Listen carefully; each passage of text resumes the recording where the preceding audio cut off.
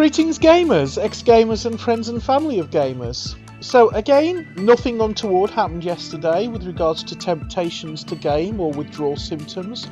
I didn't snap, at least I don't think I was snappy or irritable. I slept peacefully and woke refreshed. I have had little, well, I say little, probably a lot more energy than I normally do.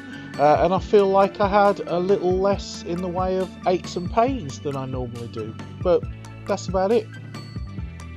On the topic of weight, I haven't cheated and I'm still only eating 2 meals a day, and the 2 meals are both half the size of the portions I would normally have. I'm still within the error bars of my initial weight, so there's no overall weight loss. I know it looks like I put on 0.3 kilograms since yesterday, but our body weight fluctuates by plus or minus 1 kilogram a day, so the difference in weight is down to what time I've weighed myself. To put this into perspective, 0.3 kilograms is roughly the weight of a single cup of coffee. Now in today's video, I want to talk about cross-addiction as a risk factor for addictions. Now some websites use the term cross-addiction as synonymous with dual addiction or multiple addictions, which I looked at in yesterday's video. However, other websites use the term cross-addiction to refer to the adopting of one addiction to fill the gap left behind by quitting a previous addiction. This is sometimes called addiction transference or addiction displacement, as we previously touched on in day 20. Now, according to drugrehab.com, cross addictions often occur when people addicted to a specific substance cease or decrease use of that substance.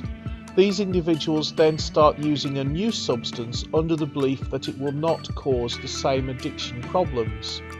For example, someone who overcomes an opioid use disorder may start abusing alcohol because it has similar depressive effects on the body. The website goes on to cite a study by researchers at the University of Michigan, which claims individuals battling alcohol addiction are 18 times more likely to report prescription drug abuse than those who do not drink, and continues, another study by researchers at Harvard Medical School examined 48 patients hospitalized for oxycodone addiction and found that 77% previously had a non-opioid substance use disorder. Now, to be fair, that website doesn't give references, so it's not been possible to verify those studies, although I have no cause to doubt the author's sincerity. However, the American Addictions website claims the exact opposite. The notion of cross-addiction is accepted as being very real in many circles. However, in other circles that point to empirical evidence, the notion of cross-addiction is thought to be questionable. The American Addictions website points to a study conducted on 34,000 adults as part of the National Epidemiological Study on Alcohol and Related Conditions. The findings of their study were reported in the November 2014 edition of the Journal of American Medical Association Psychiatry. The participants in the study were surveyed in 2001 and again in 2004. The study revealed that people with active substance use disorders were about 2 times more likely to develop another substance use problem compared to individuals whose substance use disorder was in remission. Thus, individuals who were unable to address their original substance use issue were more vulnerable to developing other substance use issues than individuals who were successful in addressing their substance use disorder. This study then flatly contradicts the anecdotal evidence of those who work with individuals in rehab, suggesting that those who fail to address one addiction are twice as likely to pick up a second addiction as those who successfully quit one addiction. The study, however, does acknowledge that a small number of individuals with a history of successful remission did develop a different substance use disorder. So there you have it. The research on the topic is mixed, with one group claiming one thing and another claiming the exact opposite. Both claim that their claims are supported by scholarly evidence.